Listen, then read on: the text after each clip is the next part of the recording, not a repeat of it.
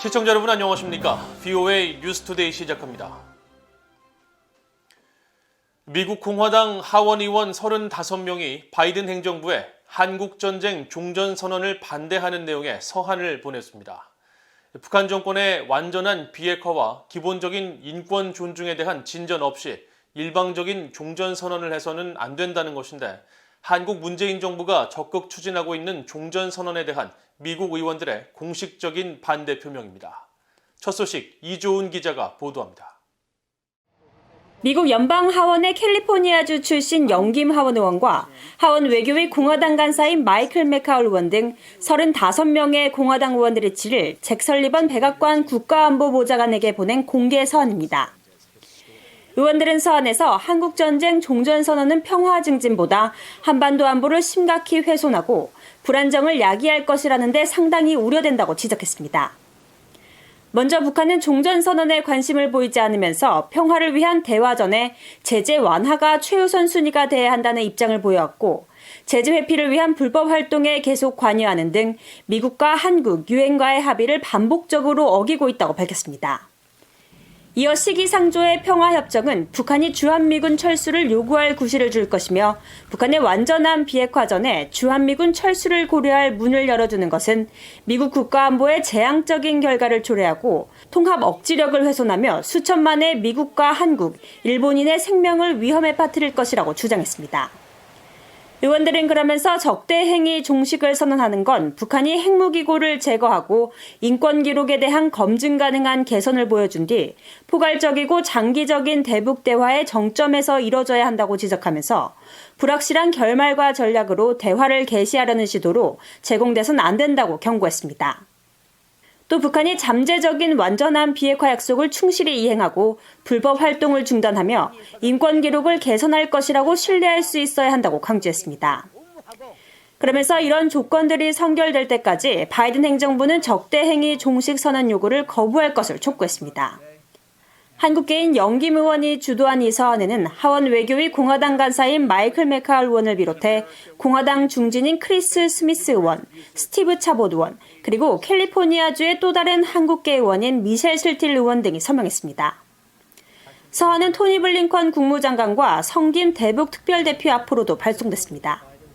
이번 서한은 최근 한국의 문재인 정부가 종전선언을 적극 추진하면서 바이든 행정부와 계속 논의를 벌이는 가운데 보내진 것으로, 미국 의원들이 공개적으로 반대 목소리를 낸 건 이번이 처음입니다. 반면에 앞서 민주당 내 일부 진보 성향 하원 의원들은 바이든 행정부 들어 북한과의 종전선언을 촉구하며 공개 서한을 보냈었습니다. 하원 외교위 아태 소위원장인 민주당 아미베라 의원은 그러나 최근 VOA와의 인터뷰에서 종전선언은 북한의 구체적 비핵화 조치가 연계돼야 한다는 것이 의회 내 전반적인 인식이라고 밝힌 바 있습니다. But can we start laying down the framework? So, I wouldn't jump straight to peace treaty. I would start laying out those measures that allow us to move forward. And again, I think the Biden administration is taking a careful, measured approach. Any declaration like that has to be part of a longer, broader conversation and so forth.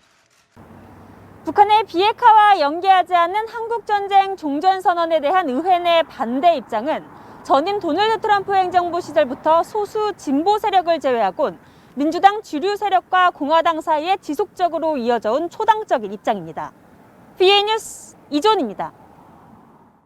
미국 공화당 하원 의원들이 바이든 행정부에 한국 문재인 정부가 적극 추진하고 있는 한국전쟁 종전선언에 반대하는 내용의 서한을 보낸 것과 관련해 미국 국무부는 북한의 대화 복귀를 거듭 촉구했습니다. 국무부 대변인실 관계자는 8일 공화당 의원들의 서한과 관련된 VOA의 논평 요청에 우리의 정책은 변하지 않았다면서 미국은 북한과의 대화와 외교를 통해 한반도의 항구적 평화를 이루기 위해 여전히 전념하고 있다고 밝혔습니다. 그러면서 미국과 동맹국, 해외 주둔 미군의 안보를 증진시키는 가시적인 진전을 이루기 위한 잘 조율되고 실용적인 접근의 일환으로 우리는 계속해서 북한과의 관여를 모색할 것이라고 설명했습니다. 아울러 미국은 북한을 향해 어떤 적대적 의도도 품지 않고 있다고 거듭 강조하면서 우리는 전제 조건 없이 만날 준비가 돼 있다고 밝히고, 미국은 북한이 우리의 접촉에 긍정적으로 반응하기를 희망하며 미국 정부는 한국, 일본, 그리고 다른 동맹, 파트너들과 함께 북한과 관여할 수 있는 최선의 방법을 놓고 긴밀히 협의하고 있다고 말했습니다. 미국 정부가 처음으로 개최하는 민주주의 정상회의가 개막을 앞둔 가운데 미국 정부는 민주주의와 관련된 다양한 문제들을 논의하는 사전 행사들을 개최했습니다. 정치범 강제 수용과 언론 자유 등의 문제에 대한 우려와 함께 이에 대한 대책 마련을 촉구하는 목소리가 나왔습니다. 함지하 기자가 취재했습니다. 민주주의 정상회의를 하루 앞둔 8일, 미국 정부는 0일차 행사, 즉 본회의에 앞선 사전 행사들을 진행했습니다.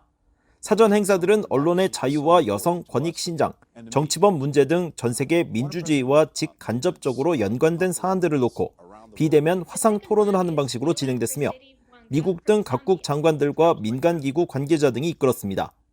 첫 행사는 미국과 네덜란드가 공동으로 주관한 미디어 자유와 지속 가능성 토론회입니다. 토니 블링컨 미국 국무장관은 기조연설을 통해 전 세계의 언론 자유를 지지한다면서 목소리를 높였습니다. So I want to make crystal clear. The United States will continue to stand up for the brave and necessary work of journalists around the world.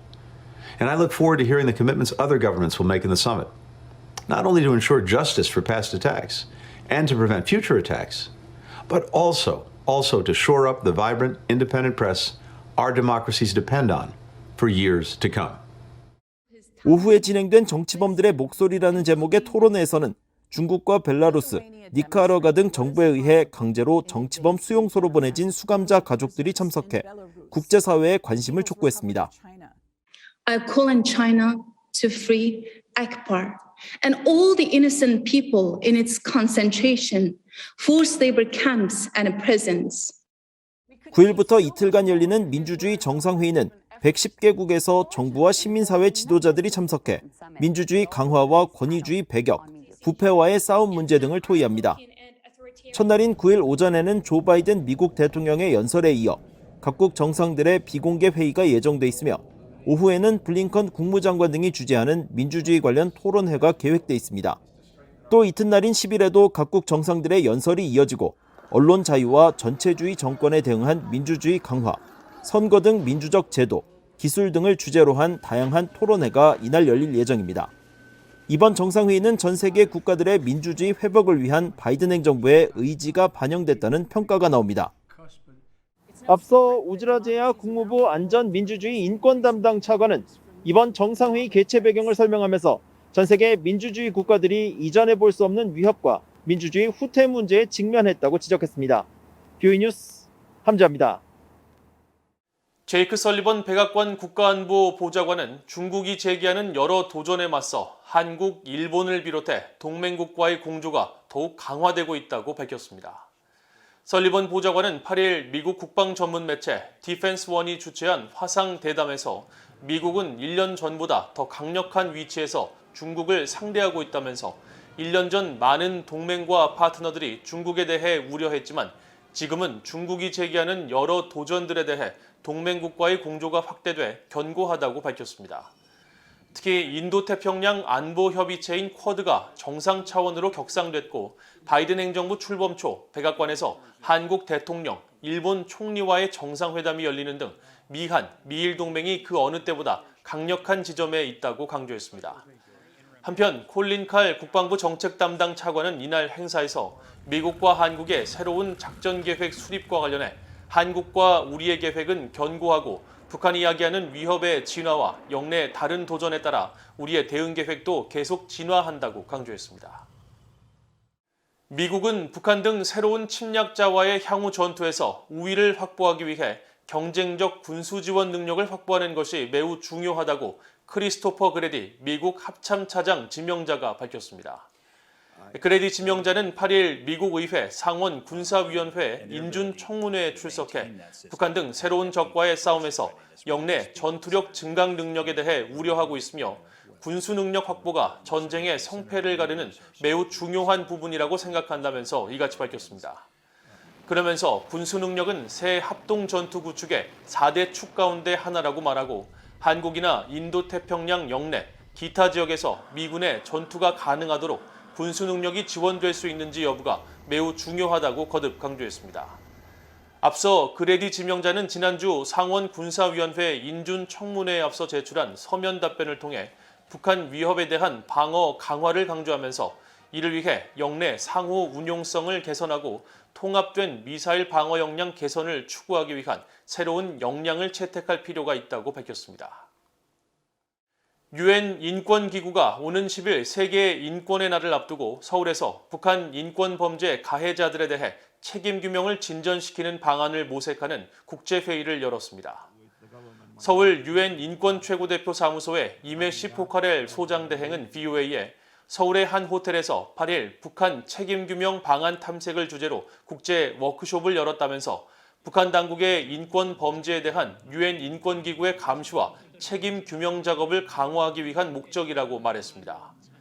비공개로 진행된 이날 회의에서는 지난해 한국 귀한 국군 포로들이 김정은 국무위원장 등 북한 정권을 상대로 낸 손해배상 소송에서 승소를 이끌어낸 엄태섭 변호사를 비롯해 역시 김 위원장을 상대로 일본에서 제1 한인 북송 피해자들이 제기한 손해배상 소송을 공동 담당했던 후쿠다 겐지 변호사와 피해자들, 토마스 오에아 퀸타나 유엔 북한 인권 특별 보고관 등 전문가들이 직접 또는 화상으로 참석해 서로의 경험을 공유했습니다. 포카렐 소장대행은 유엔 인권이사회가 올해 채택한 북한 인권 결의는 서울 사무소의 북한 인권 피해자와 가족, 시민사회단체, 정부를 포함한 다른 이해 당사자들과의 협의를 통해 북한 내 인권 범죄에 대한 책임 규명 방안을 마련할 것을 의무화했다며 내년에 추가 워크숍과 북한 당국의 책임 규명을 설명하는 방안도 추진하고 있다고 밝혔습니다. 이상으로 VOA 뉴스투데이를 모두 마칩니다. 시청해주신 여러분 고맙습니다.